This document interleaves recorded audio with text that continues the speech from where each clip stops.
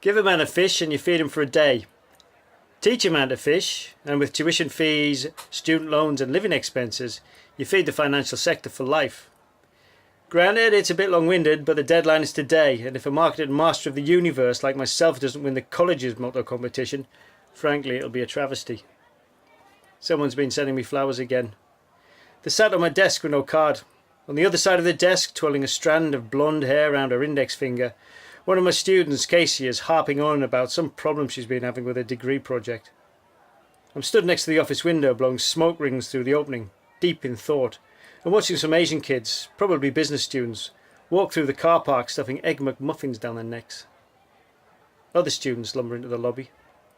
The wall next to reception displays thought-provoking but ultimately meaningless aphorisms promoting Women's Month. Someone spray-mounted images of Rosemary West and Myra Hindley over the faces. The month before that it was Black History Month, in which someone pasted Robert Mugabe and Idi Amin. Again, no one noticed. The month before that, Disability, with Abu Hanza and Oscar Pistorius. Before that, who knows, Mongolian Bestiality Month with, I don't know, Graham Norton or someone. And yet, not a single complaint crosses the desk of the Equality and Diversity Officer. Apathy is our youth's greatest attribute. You only have to take a quick glance around here to realise that. Great Britain, active war-weary citizens to passive X-Factor consumers within a few generations. Fighting against this immovable force is like the war on drugs or terror. It just can't be won. So we have to embrace it, particularly as it is our nation's most superabundant asset, our greatest defence against revolution and change. Exploited effectively, it could conceivably form the basis of our economic future too. I should write to Simon Cowell with some ideas, a guy who really knows how to harness this sort of stuff, but frankly I can't be asked. The college day starts at 10 AM, so the students can use off-peak rail fares. The day finishes at 4 PM for the same reason. An hour for lunch and 20 minutes either side for a tea break makes for a little over a 4-hour day in which students habitually bitch about their workload to their online network, usually during study time. This is our future talent and taxpayers being primed for the globalised workplace. In China, kids do maths Olympics at weekends for fun. In South Korea, they start the school day at 7 AM and get home at 11 PM. Then they're put through national service for good measure. It's taken them from a literate backwater to economic powerhouse within 2 generations. Things can change that fast, either way. If the future economic prospects of a country are reliant on its youth, then we're truly up shit creek. Get out while you can, because in a few years we'll all be packing ourselves in freight containers and making for migration processing centres in the South China Sea. Down the corridor, I can hear a door slam. I hear this because the office door is open. The office door is open because college code of practice decrees a tutor cannot have contact time with a student behind closed doors. Go figure.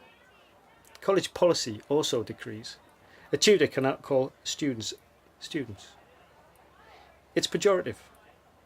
They're learners in line with the qualifications and credit framework. QCF. Education does so love its stupid bloody acronyms. Wheezing through the doorway comes Henry. Henry has an inhaler permanently attached to his gob. I keep trying to get the nickname Steamboat Willie to trend amongst the students, but it's just not catching on. Again, apathy defeats me. Even with a 10 AM start, he still can't drag himself in on time.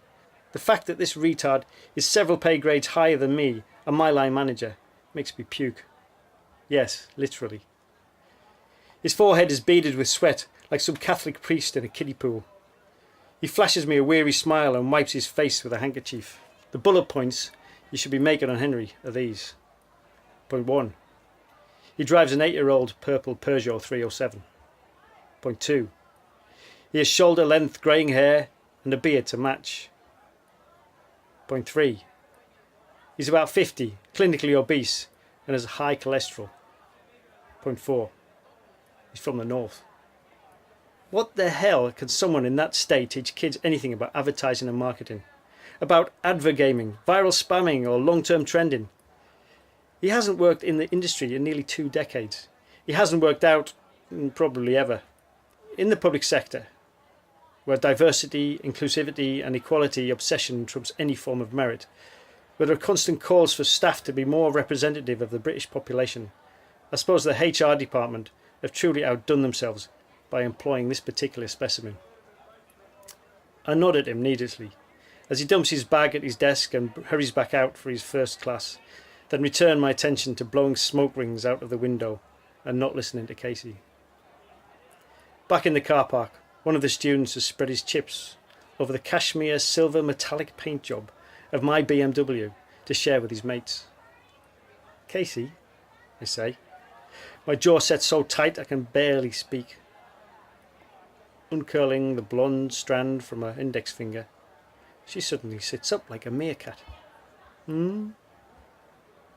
Go and tell those terrorists to get their chips off my car, please.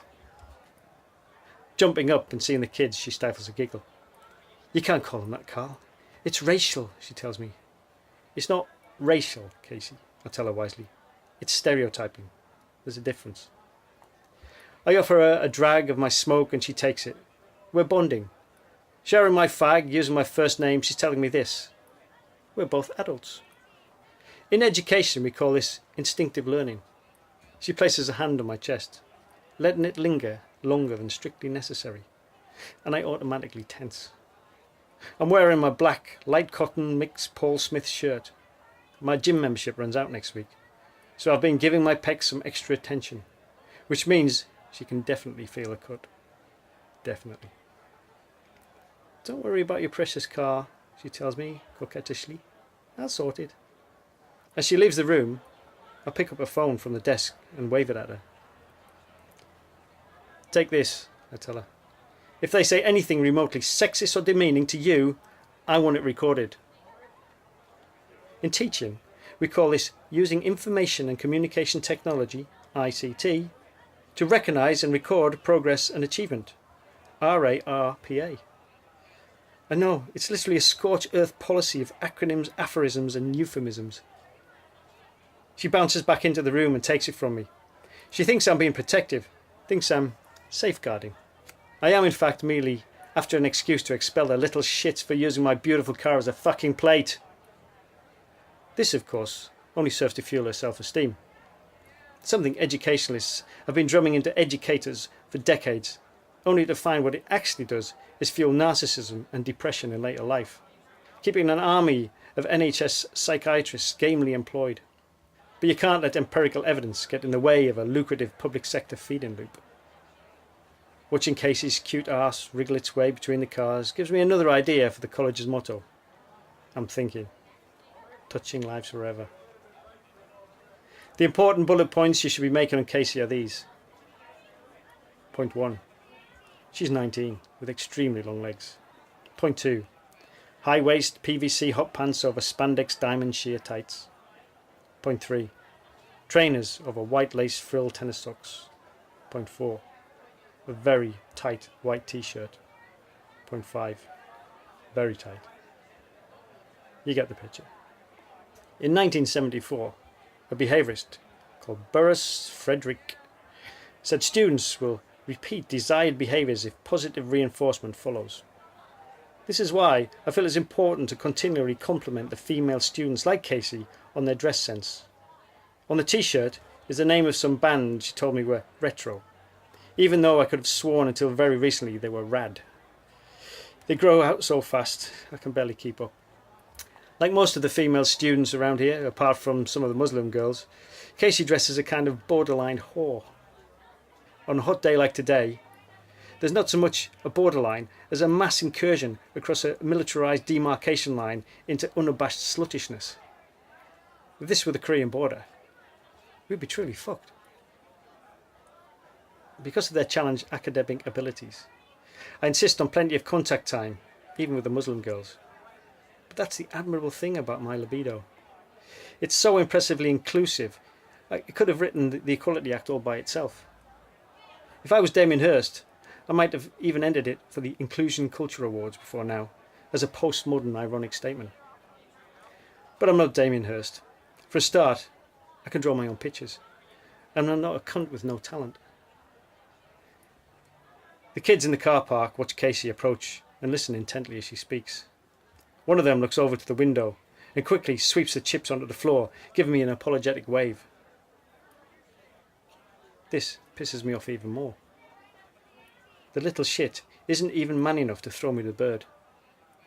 I toss my cigarette out of the window and pick up the phone on my desk and speed dial the Equality and Diversity officer. The faggot loves me, literally worships me. My course for the last few years has been filled with enough beaver to decimate a rainforest and more ethnic minorities than a Eurostar undercarriage. To the Equality and Diversity officer, I'm the dog's nads, and given half a chance, he would lick me. Yes, literally. Despite appearances, however, I am merely dovetailing Darwinism into my interview and selection process. That is, I naturally select only those around me who are not a threat to my alpha male status. The conversation goes like this. Jeremy, someone has defaced the Women's Month poster. I have a learner in front of me right now in tears, literally inconsolable. I lie. Carl, thank you so much for bringing that to my attention. I'll have it removed immediately. Her self-esteem must be in tatters, poor thing. Have you referred her to the pastoral support officer? I have literally no idea what a pastoral support officer is or does. Are you presuming this sort of thing can only affect female learners? Oh God, no, I didn't mean to imply that at all. Some learners undergoing gender reassignment can... not that I'm presuming he or she is undergoing... He tails off.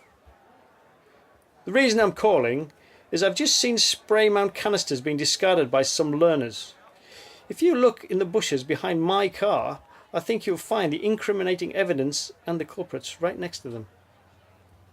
Oh, thank you, Carl. I'll get security onto it straight away.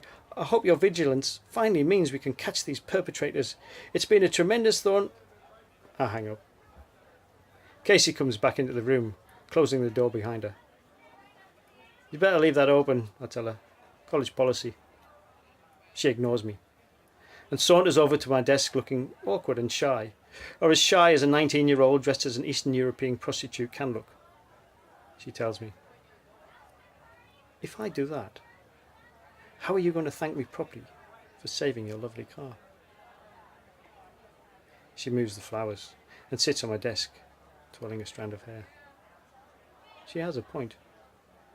In education, we call this learner-initiated style teaching, LIST, list. I look at the clock, and the professional in me is wondering whether this is a SMART move.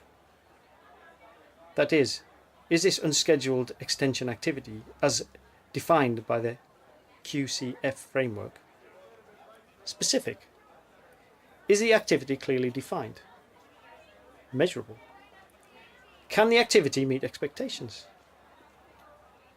Achievable? Is the activity easy enough for the learner to complete? Realistic?